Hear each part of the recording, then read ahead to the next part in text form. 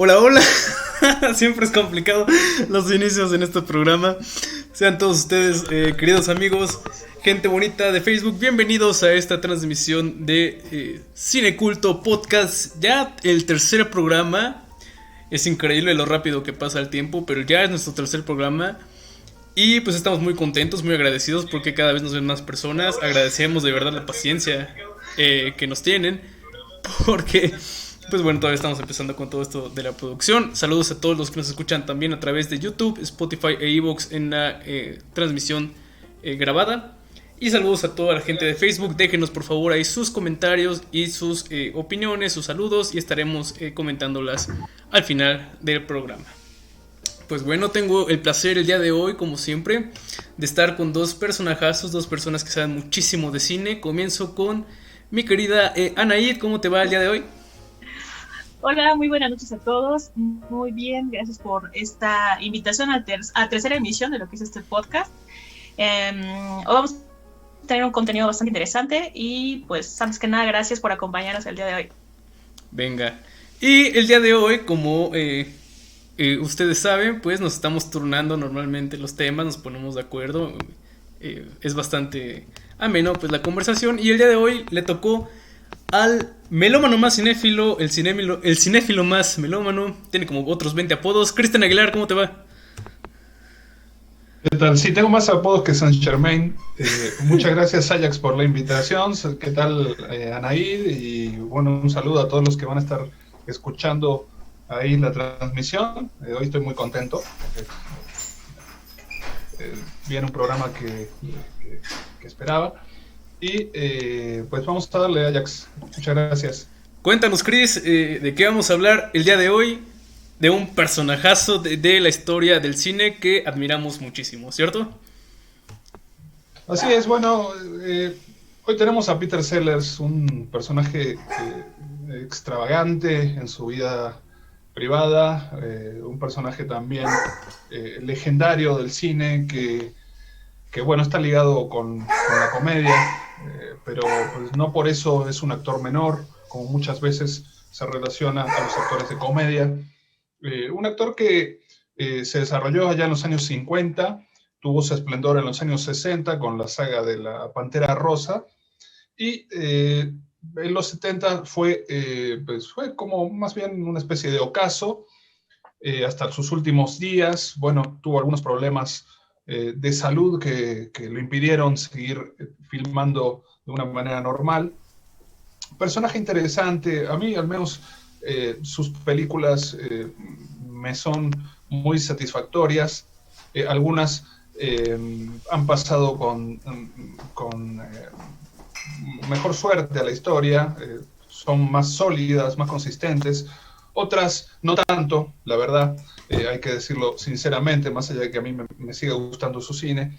Creo que es uno de los grandes comediantes de la historia del séptimo arte, del cine. Y bueno, pues vamos a hablar de él. No sé, creo que empiezo yo, Ajax, o cómo está el asunto. Sí, lo ideal sería eso. Nada más repasemos rápidamente los títulos. Cristian, ¿de qué nos vas a hablar el día de hoy? Hoy traigo la película de 1979, Being There. Being There. Venga. ¿Y Anaid? Bueno, yo les voy a platicar un poco de Doctor Strangelove. Espero que les guste. Un peliculón. Y el día de hoy yo les hablaré de Murder by Death. 3 peliculones de el gran Peter Sellers. Chris, comencemos con una belleza de película. Yo no la conocía, amigo. Son de esas películas, es lo que se agradece de este podcast, que yo veo mucho de las películas que ustedes recomiendan. Y Dios santo, qué película, Chris. Qué belleza. Mira, yo antes de empezar con esto, también debo platicar que las películas que ustedes eligieron, también pues ya tiene rato que no las veo, no tuve la ocasión ahora por tiempo de volver a verlas para estar un poquito más fresco. Pero me hubiera gustado y tengo las ganas de hacerme una especie de maratón en el siguiente mes de películas de Sellers y volver a ver algunas. Tal vez en el final del programa podríamos recomendar algunas otras, ¿no? Que no van a estar aquí, no vamos a comentar. Pero bueno, nos vamos con Been There, esta película que fue traducida como Bienvenido Mr. Chance en España, y Desde el Jardín de Hispanoamérica, en Hispanoamérica.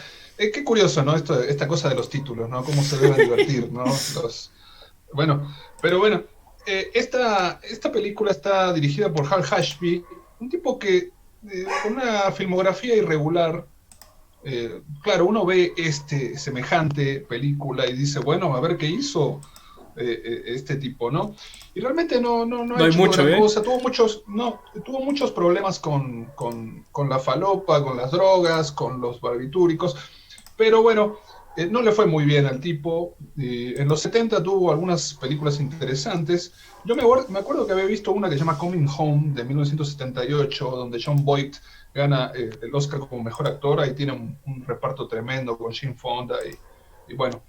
Y también por ahí tenía una película con Jack Nicholson que se llama The Last Detail, de 1973. Creo que dentro de su filmografía es de lo más destacable, y bueno, esta que vamos a hablar el día de hoy. Peter Sellers, en prácticamente uno de sus últimos papeles, o el penúltimo, se dice. Yo por mucho tiempo pensé que era la última película, porque aparte cómo cierra esta película, creo que era el cierre perfecto para su filmografía y su vida. Pero bueno, en esta película también participa Shirley MacLaine, que siempre es sensacional, y una tipa, aparte de gran actriz, es hermosísima. Y un veterano que es Melvyn Douglas, que yo estuve checando su filmografía y está enorme, es impresionante, sí. Película desde los años 30, y ganó el Oscar por mejor actor de reparto por esta. Así que bueno, vamos a hablar un poquito de esto. Esto está basado en un libro, querido Ajax y Anaid, de Jerzy Kosinski, un libro que se publicó algunos años atrás, creo que a principios de los 70s. Y bueno, de hecho, en la película participa el mismo escritor como guionista. Entonces podemos esperar una película muy fiel al libro. De hecho, está muy fiel al libro. Así que los que les guste el libro, tal vez sea un tanto redundante, y viceversa, ¿no?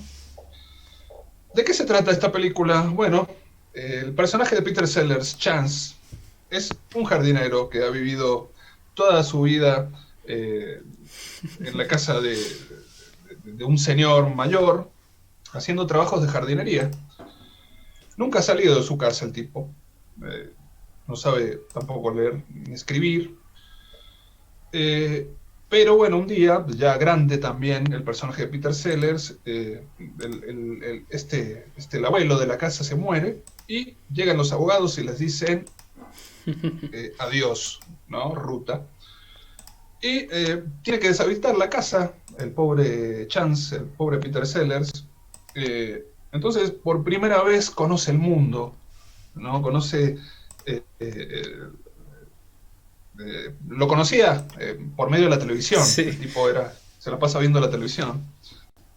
Entonces se va de la casa, viste de una manera muy elegante, con su paraguas y el control remoto de la televisión. Se va, ¿no? Este personaje es como un niño. ¿Sí? Prácticamente no entiende de maldad, de la maldad del mundo que lo rodea, ¿no? La doble moral, pues el egoísmo, la suciedad, la alta suciedad, ¿no? Como decía Calamaro. En que se basa todo esto, ¿no? Todo lo material, ¿no?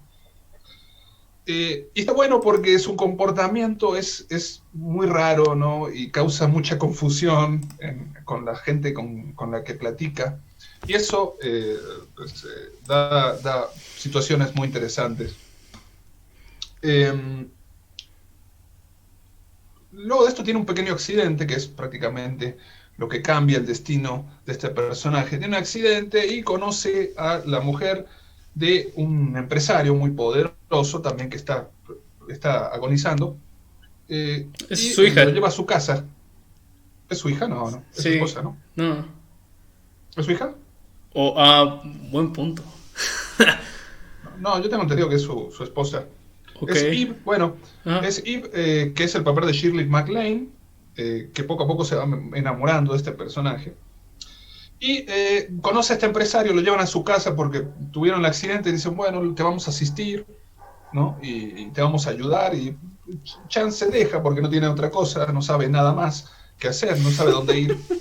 Entonces se lo llevan a su casa, el empresario se hace muy amigo, le cae muy bien este Chance, y el empresario es amigo del presidente. Entonces hay un momento ya que se acerca al presidente y bueno, ya no voy a contarlo más. Yo creo que esa es la idea, se empiezan a dar situaciones muy disparatadas, terminando el tipo prácticamente como, termina siendo consejero del presidente y más. Ahí lo vamos Sí. a dejar, ¿no? Sí, sí, sí. Bien. Ok, bueno, esta película, debo decir también, confesarlo aquí ante ustedes, queridos amigos y gente del público, está dentro de mi top 5 Nah. de cine. Así es, por eso lo elegí, de hecho. Peter No te lo Sellers. puedo creer, Cristian Aguilar. 2 semanas seguidas trayendo películas viscosas, polémicas. Y una de tu top 5 es una película lindísima, ¿en serio? Te podría sorprender, Ajax Monroe. Oh, qué bueno, qué bueno. Bueno, existe esta premisa que a mí me encanta del hombre inocente, ¿no? Y que no es contaminado por la cultura y las convenciones sociales, y que llega al poder sin quererlo, ¿no? Sin ni siquiera saber que es Sin el ni siquiera poder, saber, exacto. ¿no? Al éxito, a esta palabra que muchas veces utilizamos muy mal, ¿no? Eh, eh, cuando empieza a ser un personaje de renombre en la película, los poderosos le preguntan acerca de la economía, ¿no? Y el tipo no tiene ni idea, pero termina contestándoles con frases que tienen que ver con la jardinería, lo cual son interpretadas como metáforas brillantes, de un tipo brillante. Entonces, está genial, da un sinfín de escenas para recordar y muy graciosas, ¿no? Esta película también tiene un toque dramático, es una comedia dramática, digamos, Sí, más que nada en el aspecto, por ejemplo, de la fotografía, sí, ¿no? Que es fotografía muy cuidada, con colores muy sobrios, sí. con muchos interiores, casi todo está en interiores, muy elegante, la cuestión de la música, la partitura de este tipo que es Johnny Mandel, es un músico de jazz. Él había tocado con Sinatra, con Tony Bennett, con Count Basie. Y el laburo que hace él es algo totalmente de piano, de carácter clásico, que tiene una cosa es realmente soberbio para mí, una cosa muy melancólico, que le da un clima muy otoñal a la cinta, ¿no? Sí, sí, sí, buen punto. A pesar de este personaje huérfano, podemos decir, y la muerte que tiene una gran relevancia en la historia, estamos ante una gran comedia para mí, ¿no? Una comedia muy sutil, humor que muchos no encontrarán ningún tipo de humor, ¿no? Se les hará como una película muy plana. Ese humor que es como el vino, ¿no? O como el mismo jazz, podríamos decir, ¿no? Sellers acá está en la piel de este virginal personaje, podemos decir. Actúa siempre muy pausado, reflexivo, un personaje inmutable y haciendo uso de gestos a cuentagotas, podría decir. Lo cual es suficiente, viniendo de un maestro como él, ¿no? No hace Sí. falta más, ¿no?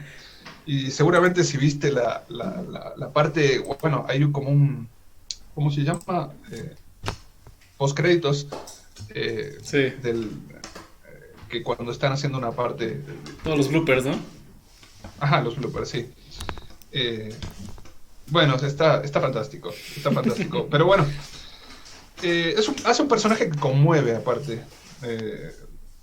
Que te hace de alguna forma abrazar y reconciliarte con lo simple, con lo verdadero, ¿no? Y la falta que siempre hace, ¿no? Volver a eso. Esta película también es el triunfo de esto, de esta inocencia frente al al canibalismo político, social, también la tiranía de los medios, por ejemplo, que también tiene su presencia. Tema aparte es, para mí, la secuencia, la parte final, es para llena mí de poesía, poética. Sí. Totalmente, donde se asoma, incluso hay una simbología masónica. Sí. Hay que recordar que Peter Sellers era masón, era participante de esa logia, mira, eso no lo sabía. hasta el día en que se murió. No era muy afín, pero por ejemplo, él también le interesaba mucho el espiritismo y todo lo relacionado con el New Age en esa época, especialmente en los años 60. Pero bueno, esta película también, la parte final tiene una gran simbología, especialmente en un discurso que hay, que se da después, mucho simbolismo y queda abierto a múltiples interpretaciones, lo cual también es hermoso, ¿no? Hay también su última aparición, que es como media surreal, ¿no? Que está fuera de toda la película, de todo el contexto. Pues no lo voy a mencionar para no hacer spoiler, pero también a mí se me hace precioso. ¿En la película? Final increíble. Sí, sí, okay, okay. Yo te entendía final. Fuera de la película. Su última, Ajá, su última escena. Sí. Entonces yo decía, por eso, mucho tiempo yo creí que era la última película de Sellers y yo digo, esa imagen tendría que ser la última, ¿no? Quédate con eso, amigo, quédate con eso. Totalmente. Yo no vi la última que hizo, de hecho no la encontré. Entonces dije, bueno, igual es un mito esto, ¿no? Porque hoy se encuentra todo, ¿no? Sí. Y he visto muchas películas de Sellers, pero esa no la encontré. Y por mucho tiempo incluso leí que era la última. Binder. Pero bueno, fue publicada en 1979 y él falleció en 1980. Algunos señalan como esta película como la mejor actuación de Peter Sellers. Yo me imagino que qué difícil debe haber sido actuar con Peter Sellers. Sí. Debe ser una cosa titánica, aguantar las risas con ese tipo. Es una película que, decíamos al principio, algunas de sus obras han envejecido bien, como esta. Creo que todavía tiene un humor muy sencillo, pero inteligente, que se lo debemos también mucho a la cuestión del guión. Y otras realmente que a mí me gustan, ¿no? Son placeres culposos, pero algunas cosas de la saga de La Pantera Rosa o de Pari, creo que se sienten un poquito ya oxidadas, lamentablemente, un humor también así que roza a veces lo tonto. Pero bueno, esta se mantiene en pie y para mí es una de sus mejores obras. Esta y Doctor Strangelove creo que son sus dos grandes. Me gustaría recomendar The Lady Killers, que es una película que rehicieron los hermanos Coen, que espero pronto podamos ir con ellos. Donde el personaje, ella actúa, creo que tiene un personaje secundario también, y es una gran película también. También está en Nikita, con Stanley Kubrick, y seguramente me olvido alguna que otra, Lolita. pero de Pari también La Fiesta Inolvidable. Lolita, La Fiesta Inolvidable es una película que me gusta mucho también y que la recomiendo, aún así, más allá de que todavía está un poquito, hay partes que podríamos cortar. Pero bueno, eso es todo. Sí, Lolita era la de Kubrick, que es la película previa que hizo a Doctor Strangelove. Pero bueno, eso es lo que tengo que decir, Ajax. Creo que es una película altamente recomendable, totalmente. Para mí es una obra preciosa. Y por lo mismo, es de mis películas favoritas. No es una película que haya trascendido mucho, lamentablemente. Pero bueno, se merece un poquito más reconocimiento. Desconozco, fíjate, si en Estados Unidos tal vez sí. Por los temas que toca, tal vez, ¿no? Porque, por ejemplo, yo estaba buscando imágenes para ponerla y sí lo asimilaban mucho que con la carrera de varios políticos. Es supongo bastante obvio, pero pues, en Latinoamérica, tal vez otras partes del mundo, tal vez no llegó a tanto. Sí,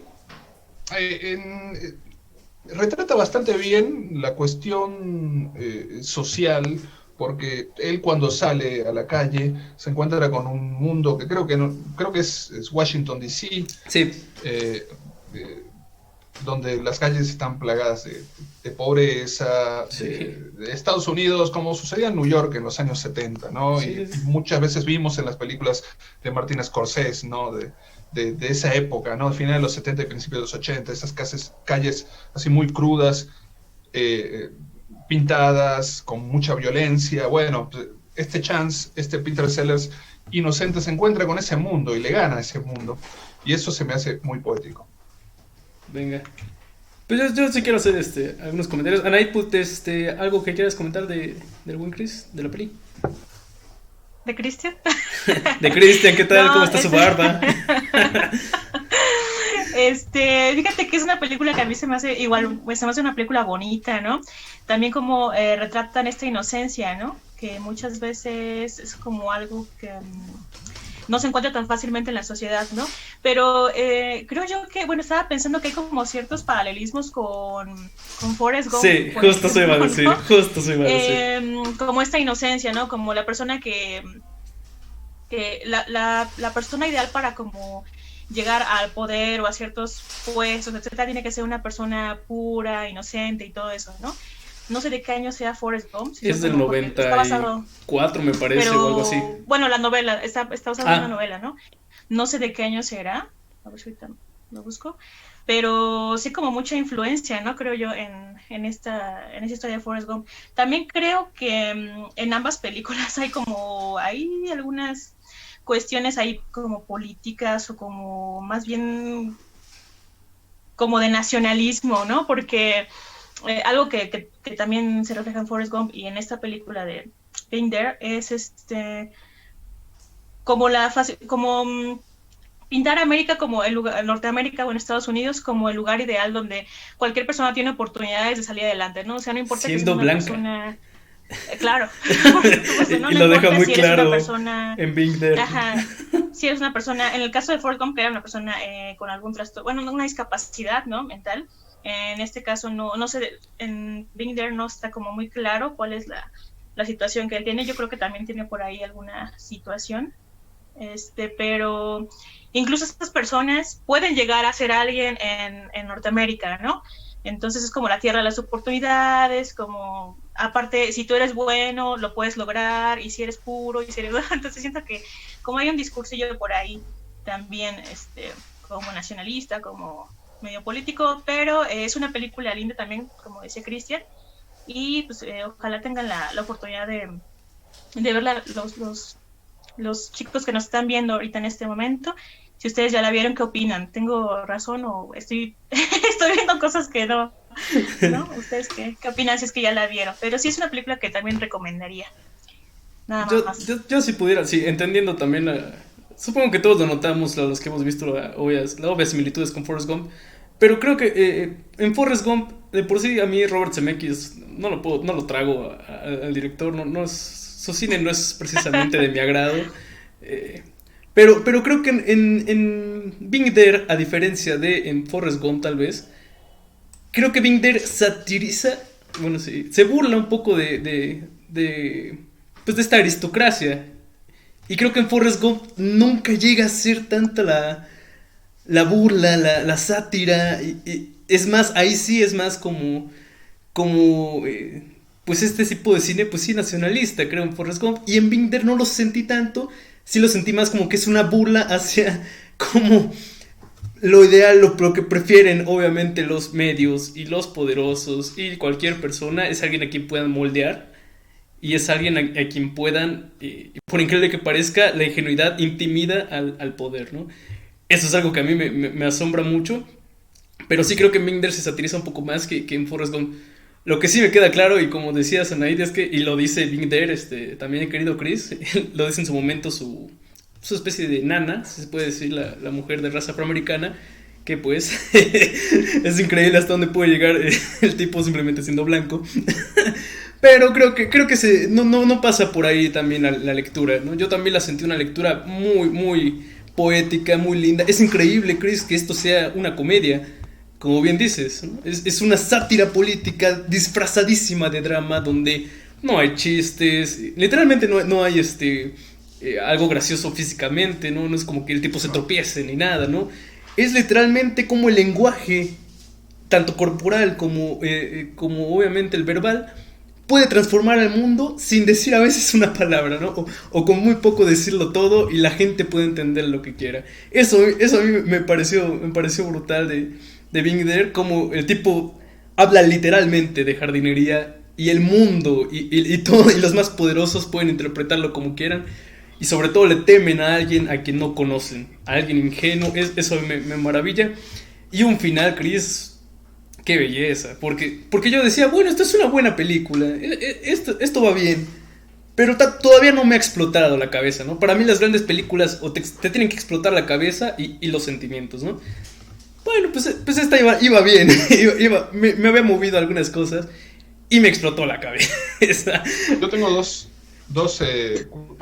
cosas para agregar. Dale. De acuerdo a lo que dijo Anaid. Sí, probablemente uno piensa, bueno, igual tiene algún tipo de discapacidad este señor, ¿no? Nosotros decíamos, bueno, veíamos la película y decíamos, bueno, igual en esa época como que sucedía de que una persona con dinero tenía un hijo con algún problema, ¿no? Y terminaba muchas veces escondiéndolo, ¿no? Era muy, sí. Muy dado, ¿no? Entonces, por eso tal vez trabajó toda la vida ahí, ¿no? Sí. Y no querían que saliera, sí, eso ¿no? es muy confuso. Ajá.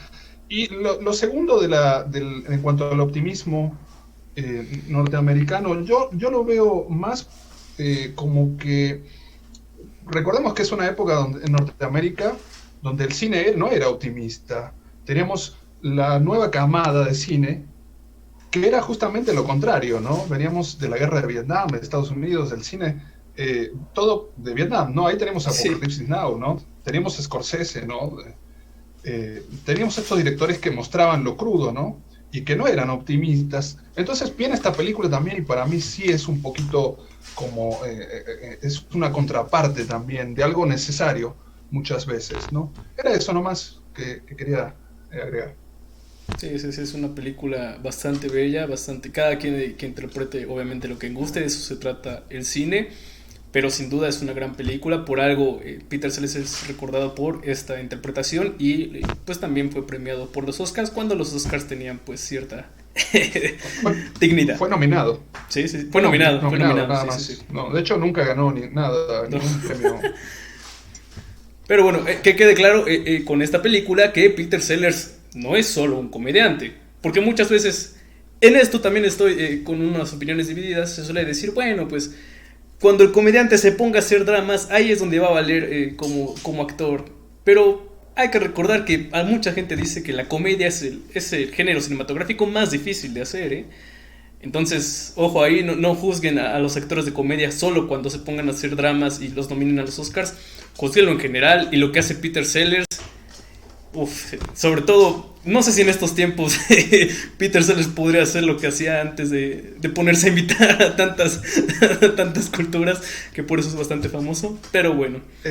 A mí me pasa también con el cine con las apariciones de Bill Murray. Siempre regreso a las películas de él para ver si puedo hacerme reír y nunca lo consigue. Es un grande. Es actor fetiche de varios directores, porque creo que como comediante no. Pero bueno, es un grande Bill Murray. Anaíd, ahora quedaste de última, entendiendo que pues tú empezaste el primer podcast en orden, así que me toca. Lo que pasa es que Anaíd literalmente tira la bomba. Hoy, hoy sí. ¿No? Con la película de... bueno, no quería decirlo, pero icónica también. Wow. Repítelo, por favor, Chris. No, ya. Bien, dale. Pues entonces me toca, querida Anaíd, si me permites, entendiendo que a ti te toca la obra maestra y que pues fuiste la primera, nos vamos a ir rolando. Como saben, este es el programa de Cristian Aguilar, lo firma Chris, cualquier reclamo lo háganselo a Chris, nosotros solo estamos aquí para acompañar este programa. Pues, como ya a los que ya hayan visto el cine donde aparece Peter Sellers, sabrán que es uno de los mejores comediantes y que se ganó su reputación a base de imitaciones. Es probablemente uno de los actores que mejor imitaba acentos. Insisto con esto, no sé si en estos tiempos se vería mal que pues, actores imiten acentos de otros países, sobre todo cuando se suele estereotipar bastante, pero cuando uno se burla de ese estereotipo como lo hace Peter Sellers, creo yo que esa es la diferencia, ¿no? O sea, el tipo no crea los estereotipos, se burla de los estereotipos tan marcados que luego se dan en el cine.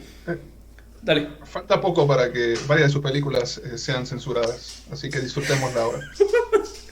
Pero bueno, empezando tal vez por La Pantera Rosa. Yo no voy a hablar de La Pantera Rosa, pero pues La Pantera Rosa, Peter Sellers actúa como si fuera un francés y lo hace, para mí, a mí me encanta La Pantera Rosa, para mí es una de las comedias favoritas. Justo ayer la veíamos con mi mamá, es increíble como a mí todavía me da risa, entendiendo que hay chistes que sí son muy torpes, muy no tanto de pastelazo, pero sí son muy físicos, de que se caen y todo, pero a mí me encanta La Pantera Rosa. Donde brilla para mí también como comediante, más allá del peliculón del que va a hablar Anaid, es en Murder by Death. Una película que, por cierto, me dio Cristian Aguilar de su colección pirata, quiero decir original, su Criterion Collection que tiene ahí el buen Chris. Murder by Death. Tienes mala memoria, era original. Cierto, sí, perdón, sí. ¿Cómo te costó? ¿Como 200, 300 pesos? Bueno, probablemente, chicas y chicos, hemos todos jugado un juego de mesa llamado Clue, o probablemente tengamos conocimiento sobre él. Siempre este tipo de historias transcurren cuando una serie de invitados llegan a una mansión y por la noche, mientras están celebrando, ocurre un asesinato. Y es entonces que todos ellos tendrán que investigar y llegar al punto de quién fue el asesino y con qué herramientas, ¿no? Es básicamente la premisa del juego y de muchos de los libros de detectives que han habido a lo largo de la historia. Pues Murder by Death es probablemente la mejor sátira a ese tipo de historias. La película está dirigida por Robert Moore, quien tampoco tiene una filmografía precisamente memorable o tan buena. También le gustaba mucho todo lo de detectives y lo de Casino, toda esa época 70s, 80s. Pero bueno, Murder by Death es del 76 de Robert Moore. Y aquí lo curioso es que es una combinación de personajes de la literatura de los años del siglo XIX y del siglo XX sobre detectives que los reúnen en un guión bastante interesante en una noche donde ocurre un asesinato. Es increíble el reparto que tienen, empezando por, y esto es bastante extraño, yo nunca había visto actuar al buen Truman Capote. Yo he visto las películas que probablemente adaptan de Truman Capote, pero pues bueno, fue bastante curioso ver al buen Truman como el organizador de una fiesta. Y tiene a muchísimos invitados, entre ellos, bueno, Elsa Lanchester, James Coco, por mencionar algunos, el gran Peter Falk y obviamente Peter Sellers y Maggie Smith, ¿no? Algunos de los tremendos nombres que tenía la película. Bueno, la historia trata, pues ya la sabemos, la premisa, todos se reúnen y ocurre un asesinato, pero aquí lo curioso y lo fascinante... Era Columbo, ¿no? Era Columbo. Columbo, ¿no? Era el actor. El Peter Falk, claro, sí. Siempre fue bastante curioso el actor. A mí me encanta ese actor. No sé si reírme cuando lo veo o tomármelo en serio, pero es muy bueno. El gran Peter Falk. Bueno, mejor pues... que Bill Murray. Maldita sea Christian Aguilar. Ya nos conocen porque odiamos a Christopher Nolan. Bueno, no lo odiamos a Christopher Nolan, perdón. Porque no nos agrada Christopher Nolan. Ahora queda... Ahora está todo China, sabe que no te gusta Bill Murray. Agreguemos a uno más a la lista negra, por favor. Venga, bueno. Pues bueno, la historia básicamente es esa, pero lo curioso es cómo se mofa de todas estas historias, porque el asesino, y esto no es ningún spoiler, esto pasa desde el principio, pues es el organizador, es quien muere, ¿no? Es Truman Capote, y a partir de ello, todos estos personajes tendrán que investigar, ya no necesitan saber quién murió, ni quién lo asesinó, sino cómo murió. Y eso es bastante curioso porque el buen Truman, como el organizador, les juega muchísimas, pero muchísimas, pues hace bastantes juegos con ellos. La película es considerada de culto, yo sinceramente no lo sabía, yo creí que había sido cierto éxito comercial, tomando en cuenta el reparto, la historia, lo que era Truman Capote, pero pues no pasó sin pena ni gloria y con el tiempo fue considerada de culto. ¿Qué papel hace nuestro querido amigo Peter Sellers? Un papel que ya había hecho también en La Pantera Rosa y es cuando imita a una especie de detective chino. El tipo se viste con atuendo oriental y bueno, usa un bigote bastante curioso en Murder by Death y la rompe en la película. Es el personaje que se lleva toda la cinta. Tiene a su hijo que... Lo curioso, insisto por eso, en no hacer estereotipos, sino mofarse del estereotipo tan marcado que luego se da, es justo eso, ¿no? De que el detective chino lleva a su hijo y su hijo habla perfectamente inglés y todos se burlan de cómo es que este personaje, el detective, que ya lleva años y años viviendo y hablando en inglés, pues no puede hablar bien, ¿no? Y es bastante interesante, véanla de verdad si les gusta la comedia todavía de ese tipo, como el tipo se mofa y se burla bastante. Pues bueno, es un guión bastante bueno. No sé si te pasó, Chris, cuando la viste, pero conforme se va desarrollando, es clásico de estas historias que pues uno vaya pensando en haciendo sus suposiciones, ¿no? De decir, bueno, pasó esto, este fue, ¿no? Etcétera, ¿no? Es la clásica. Pero no, la verdad es que tiene un final que yo no me esperaba. Termina bastante extraño, bastante confuso, sobre todo porque es un final que no me esperaba. Yo sí pensé que iba a ser algo más intrigante, pero no, toda la película es una burla buenísima, muy sofisticada, muy elegante sobre este tipo de historias, para que se den cuenta de que la gente muchas veces se impresiona por un guión donde simplemente te sorprenden por ahí, pues, con algunos gags, con algunas pistas, etcétera, como que te llevan por un lado y te sorprenden por el otro. Es el clásico giro de trama, pues se burla muchísimo de ello. Por cierto, voy a poner las imágenes, no las he puesto como me la he pasado hablando. A ver si puedo. Por favor. Es lo malo de ser productor. Querido Chris, querida Anaid, vamos a ver. Ahí estamos viendo imágenes, miren qué reparto. Ahí estamos justo viendo, está Maggie Smith, ahí está el buen Peter Sellers y ahí está Peter Falk. ¿Cómo? Alec Guinness, ¿no? ¿Está ahí? ¿No está ahí? Sí, Alec Guinness, sí. Correcto, ahí están todos los personajes. Bueno, pues esa es la película que quisiera recomendarles. Solo déjenme repasar rápidamente quiénes son los personajes, porque tienen que ser a la gente que le gusta mucho la literatura de este tipo de detectives, pues los puede identificar. Yo sinceramente no soy tan asiduo a ello, no estoy acostumbrado a leer ese tipo.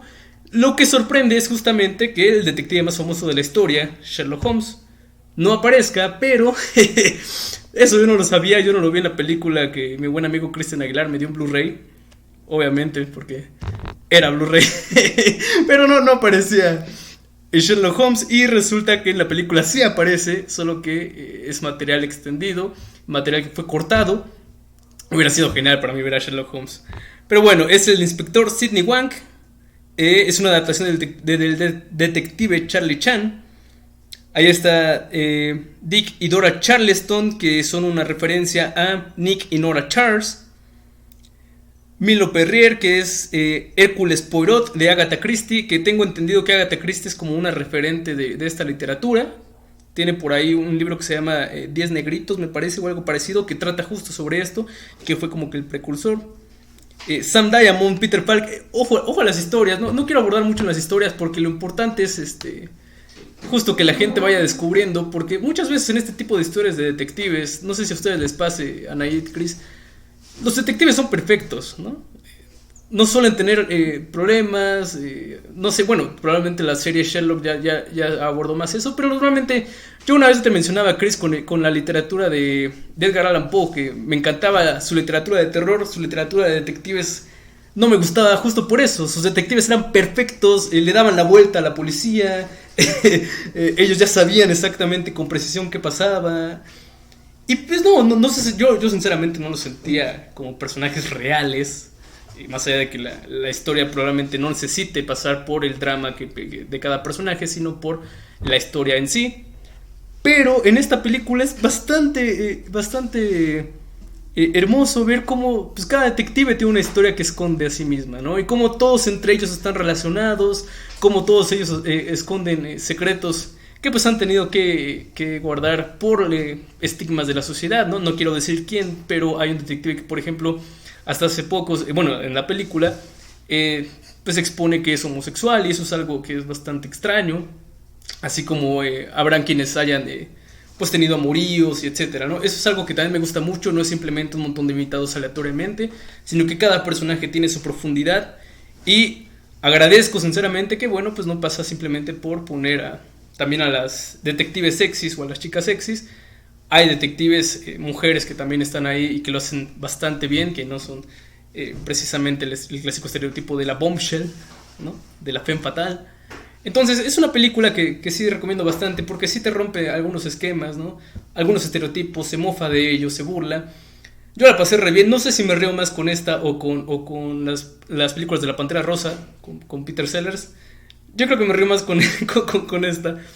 Pero bueno, ahí la segunda recomendación, queridos amigos, es la película Murder by Death, que por cierto tampoco he puesto el cintillo por estar platicando. Pero bueno, Chris supongo que ya la vio. Anaí, ¿tuviste oportunidad de verla? Sí, fíjate que esta película, si no mal recuerdo, la pasaban mucho aquí en Canal 5 hace años en ¿sí? México. Sí, según yo, si no mal recuerdo, es esta. Hace como, me acuerdo que hace, no sé, mucho tiempo. Ok. Pasaban no como nacías, que... Ajax. Ok. No, pues no. Sí. Como los sábados eran como de trilogía, entonces eran como sábados temáticos, ¿no? Ajá. Yo recuerdo, digo, si no mal recuerdo, esta la ponían ahí, que se ay, ¿por qué ponen películas tan viejas, no? En aquel entonces. Sí, claro. Y sí, pues es una película entretenida y pues es comedia también, ¿no? Yo creo que a todas las personas que nos están viendo les va a gustar, como para relajarse, como para ver algo ahí como con un ritmo agradable, yo creo que sí está recomendable. Querido Chris. Sí, bueno, a mí me encanta, es una película que me encanta, me gustan mucho las interacciones de los personajes. Se me hacen son muy ágiles, son grandes actores al fin y al cabo, no se puede esperar otra cosa, hicieron cumplieron a lo que iban. Me recuerdan también esta película un poquito a las cosas de Mel Brooks, por ejemplo. No sé si por ahí estoy. Sí. Me recuerda a la filmografía de Mel Brooks y incluso algunos gags y cosas también como que me hacen presagiar todo este cine de los 80 que es como absurdo, que a mí me encanta, que es el que inaugura un poquito lo que es Naked Gun y... Sí, el cine de parodias. Ajá.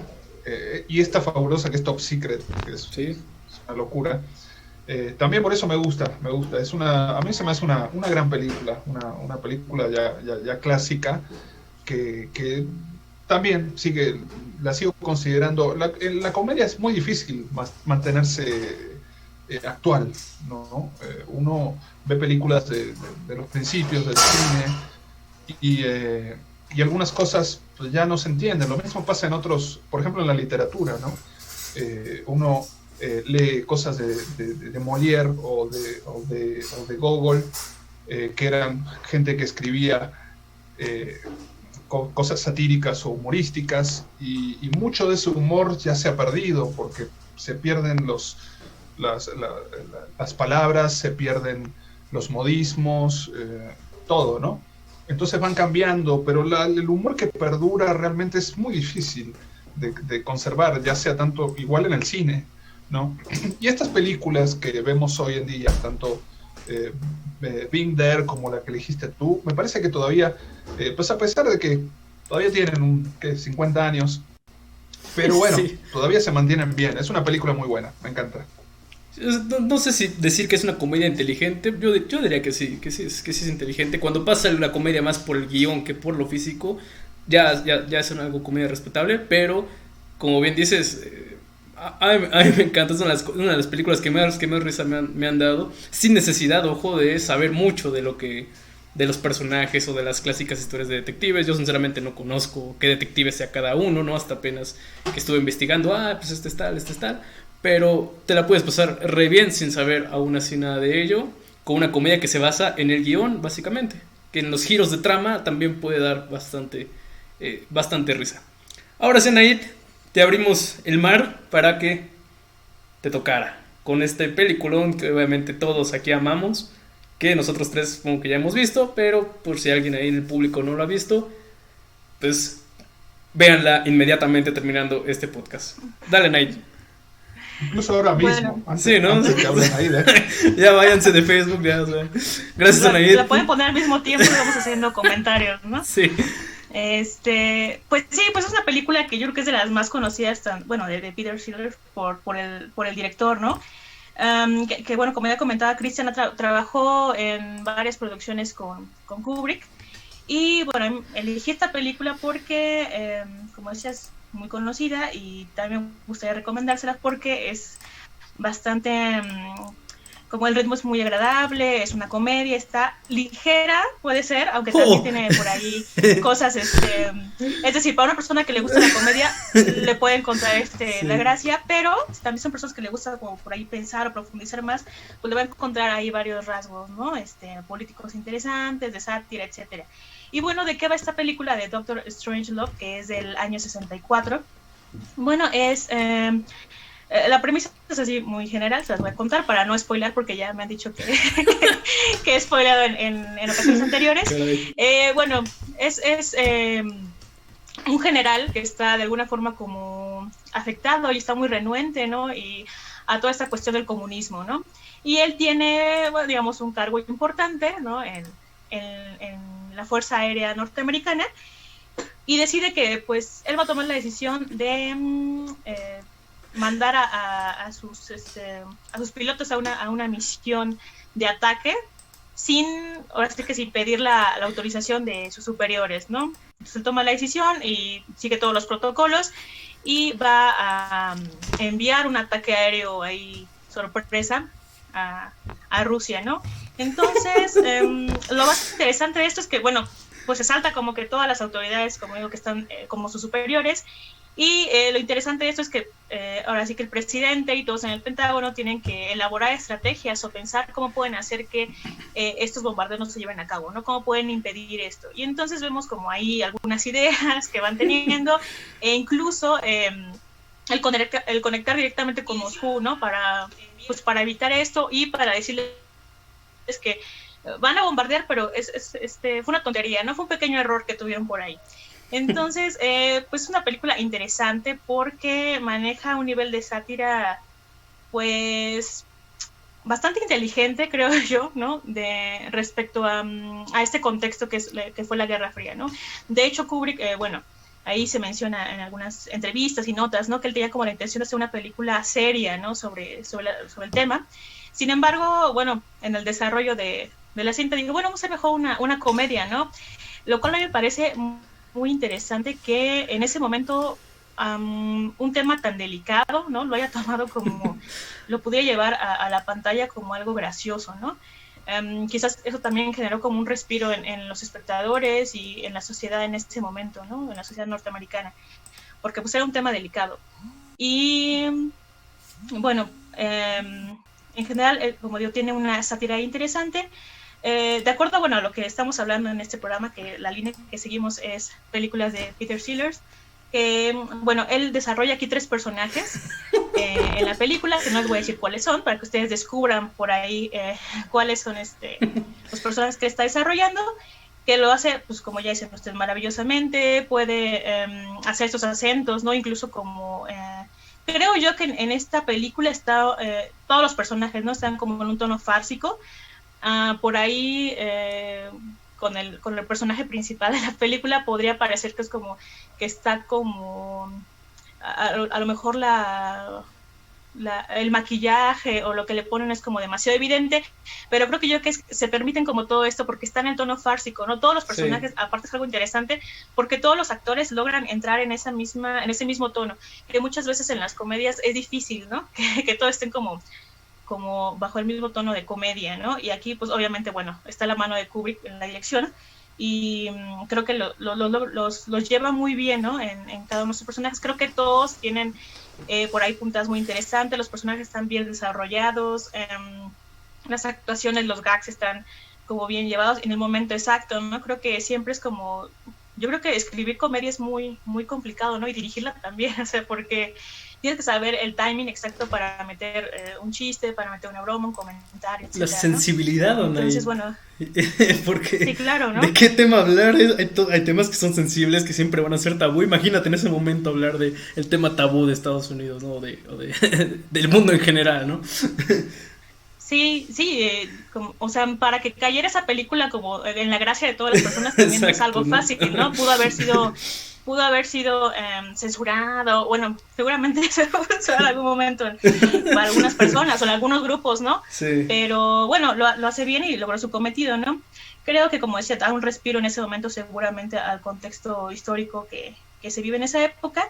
Y aparte, me parece una película interesante porque es una película muy violenta, pero sin necesidad de mostrar esta violencia gráfica, ¿no? Sí. Porque habla, obviamente, de todo lo que es, bueno, ataques, de lo que es la guerra, la crudeza de la guerra, ¿no? Que es uno de los peores males de la humanidad, si no es que el peor. Sí. Y es una película violenta, pero entonces todo este tema violento lo lleva a un tema bastante satírico dentro de esta dinámica, ¿no? De comedia. Me parece también que, por ejemplo, esta situación, como ese es el talento que puedes tener para que una situación como la muerte de miles de millones de personas, ¿no? Pueda ser graciosa, ¿no? Ahí hay unos diálogos, ¿no? Que mencionan como, bueno, solamente van a morir 20 millones de personas, o sea, no es tanto, porque Sí. 20 millones es mejor que 120 o que 200 millones, ¿no? Creo que también, bueno, refleja eso, ¿no? Que al final del día, a veces quizás para los políticos, para los centros de inteligencia, o sea, al final del día son simplemente números, ¿no? La vida de las personas. Y hacer eso algo hilarante y algo gracioso, pues no es tarea fácil, ¿no? Entonces creo que esta película lo logra muy bien. Todo es como, creo que también tiene como que este tono teatral, ¿no? Sí. La dirección de arte también está muy bien, ¿no? Hay las oficinas del Pentágono, ¿no? Todos sentados ahí en esta mesa, ¿no? Gigante. Pues todo lo que es la dirección de arte, ¿no? Los teléfonos, el vestuario, etcétera, está pues muy bien hecho, ¿no? La fotografía ni se diga. Y bueno, creo que me parece por eso una película interesante por toda la situación ahí que sutilmente nos está revelando, ¿no? Como una crítica quizás también a los fines que buscan, ¿no? Los estados, ¿no? Con las guerras, etcétera, ¿no? Y que al final del día, bueno, puedes tener gente o grupos, ¿no? De soldados por una parte y de otra parte luchando cuando ellos tienen obviamente un canal directo y pueden estar dialogando, ¿no? Por teléfono. Sí. Y hay personas ahí en el campo de batalla pues enfrentándose, ¿no? Cuerpo a cuerpo. Eso es bastante interesante. Creo que es ahí una crítica velada, ¿no? Y me parece pues una película interesante. Como decía, si hay personas que les gusta la comedia, les va a gustar porque se disfruta como cualquier comedia, ¿no? Sin embargo, tiene ahí como ciertas críticas y cosas que Kubrick puede llevar de una manera muy, muy interesante y con muchísimo talento, ¿no? Y bueno, las actuaciones, bueno, está ahí Peter Sellers, está George Scott, está ahí un jovencito James Earl Jones cuando apenas empezaba, ¿no?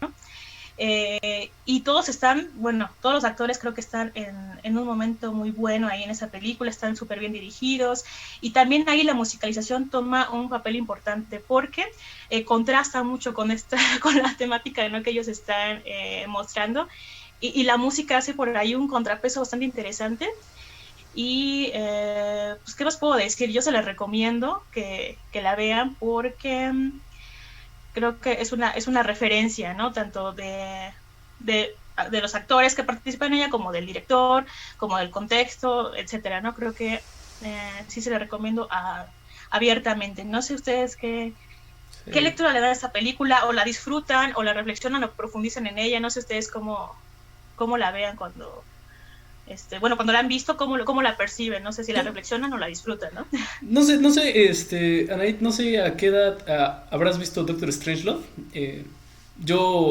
Son de esas películas, no quiero decir que pertenecen al paquete básico porque no pertenece a ella, pero sí es una referencia clásica de entrar al cine, ¿no? Doctor Strangelove hay que verla porque es una obra maestra.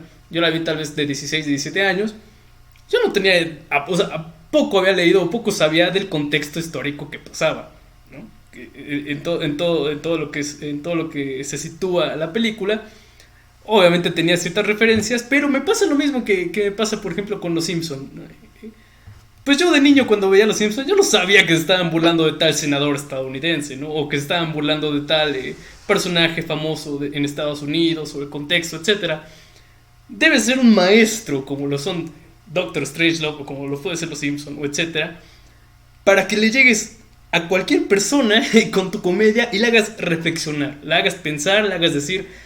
Así que tan frío es la guerra, ¿no? Tan fácil es decidir en la vida de las personas como lo hace en Doctor Strangelove. Yo sinceramente, pues cuando la vi, obviamente pues no sabía todo esto, no es que investigara tanto en su momento cuando la vi, y aún así me encantó, y aún así yo creo que, no sé de ustedes, pero es probablemente una de las mejores comedias de la historia. Si buscan mejores comedias de la historia, mejores sátiras de la historia, Doctor Strangelove va a estar probablemente en el primer lugar. Porque es una obra maestra, Doctor Strangelove, ¿no? Chris, no sé si te pasa lo mismo. Supongo que tú sí estás un poco más centrado en el ámbito, en todo lo que pasaba, tal vez en el ámbito social. Pero la comedia que hace Doctor Strangelove, Bueno, obviamente a mí me pasó algo similar. Yo la vi cuando estaba, creo que acababa de salir en esa época Trainspotting.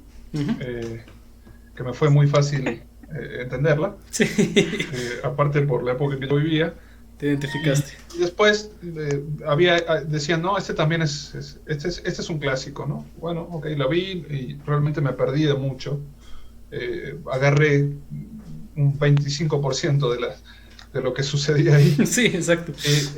Por eso igual siempre es mucho más rico estar un poco al menos informado, sí. Tanto del contexto político. Cuanto más informado estás, yo creo que vas a disfrutar más esta película, porque sí, puede ser un poquito... yo ahí no estoy muy de acuerdo con Anair. Para mí sí, a mí me resulta todavía una película que... no tan sencilla, ¿no? Que como que cuesta un poquito, especialmente los diálogos que tienen una cuestión así como unos diálogos relacionados con lo bélico y todo eso puede ser muy densos, un poquito pesado, ¿no? Sí.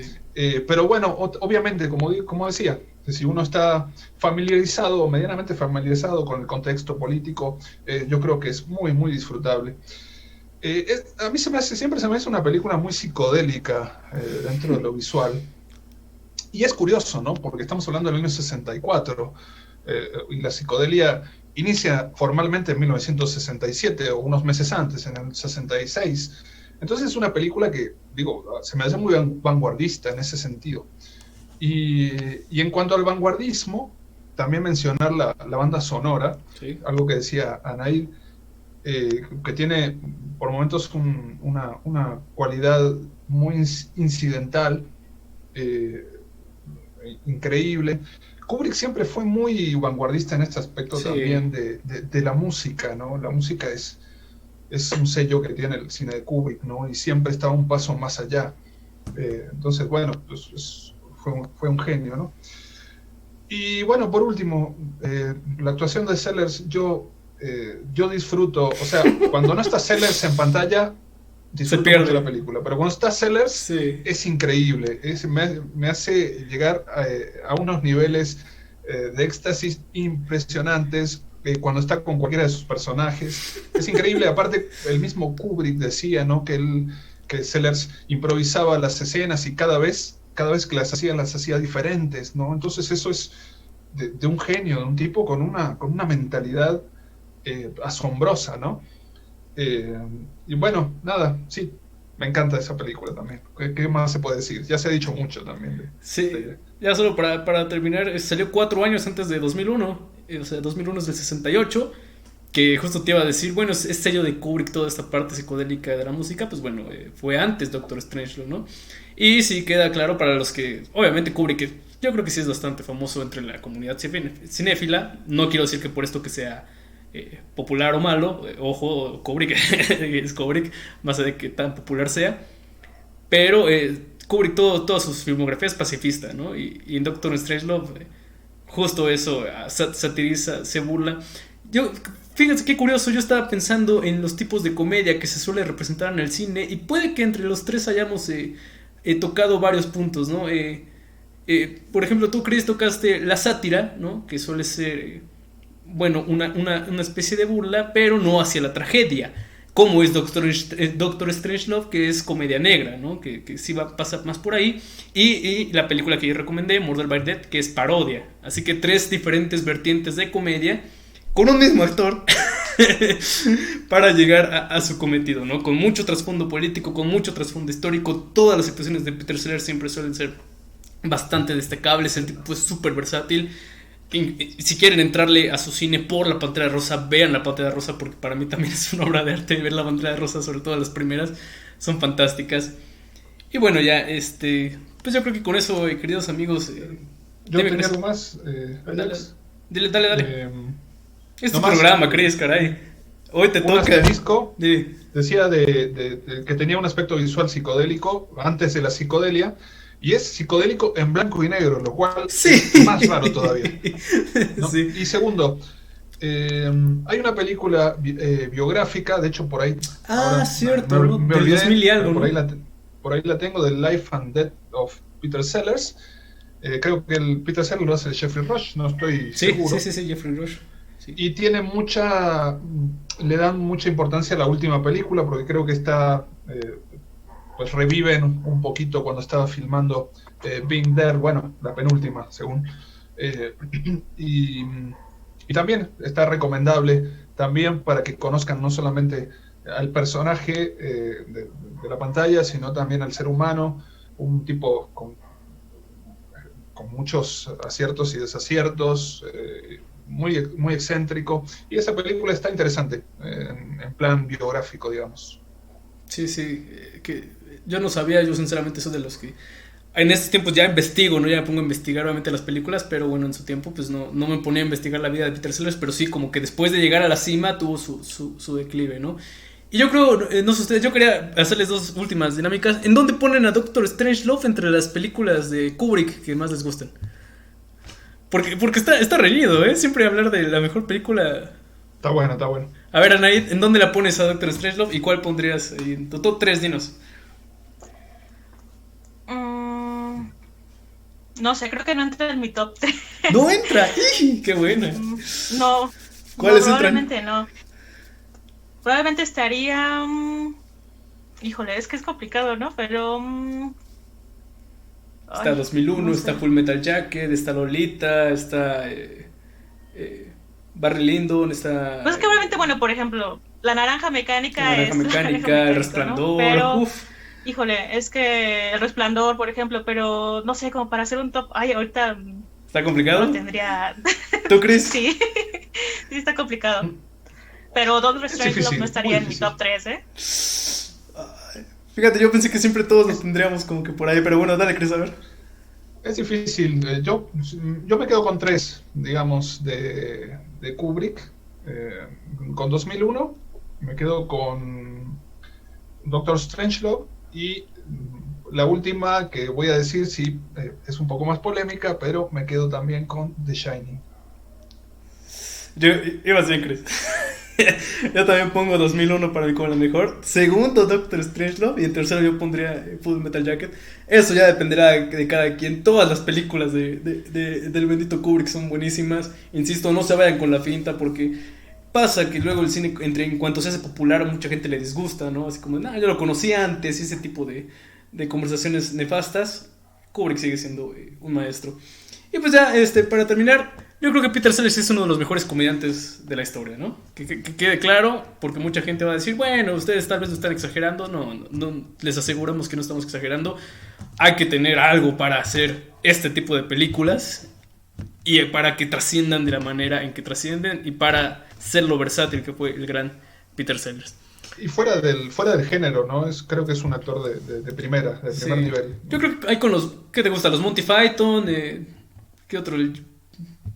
También es Vamos a hablar de Monty Python. Estaría bueno, ¿no? Pero Los Monty Python un día. Pero por ahí entran, ¿no? Tal vez algunos ponen a Robin Williams, no sé.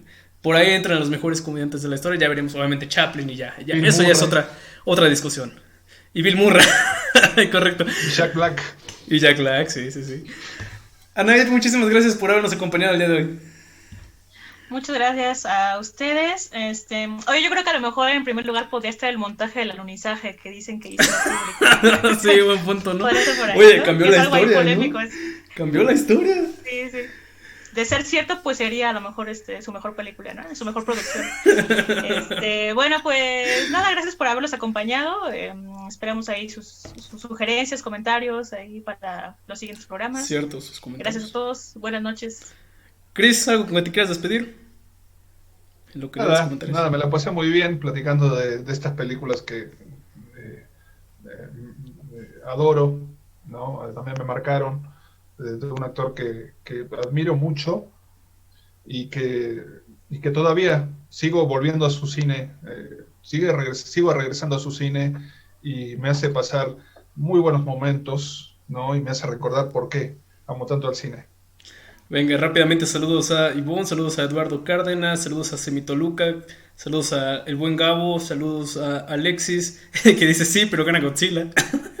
No importa contra quién pelee. Saludos a Hyun Jin, que dice, me gusta mucho el contenido que hacen, aprendo cine, muchas gracias. Saludos a Fanny. Saludos, hey, Cristian Aguilar.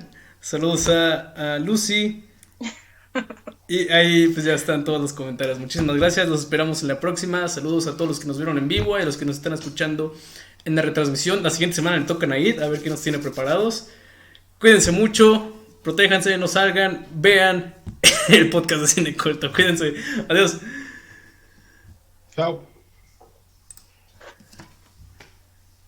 Ya le di de tener transmisión. Ya quedó.